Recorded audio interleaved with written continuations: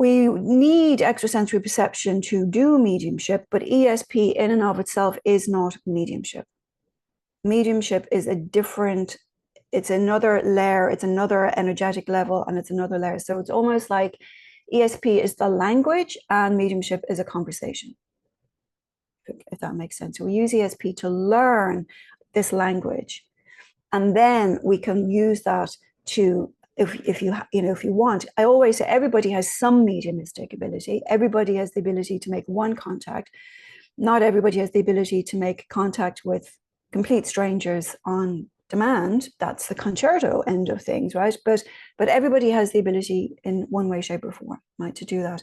But ESP is about learning to hone and develop our own spiritual growth, our own spiritual development, and our extrasensory ability, whether that's in clairvoyance, clairaudience, telepathy, remote viewing, any of these things, right?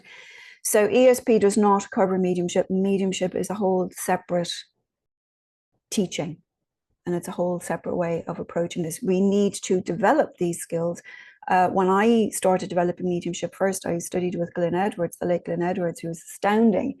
And the whole first year of the training was just developing psychic senses, just developing ESP, because that is the language. There's no point in trying to go out and have a conversation. There's no point in me going out and trying to have a conversation with a Chinese person, because I don't know the word of Chinese, right? So you learn the language first, then you learn how to have the conversation.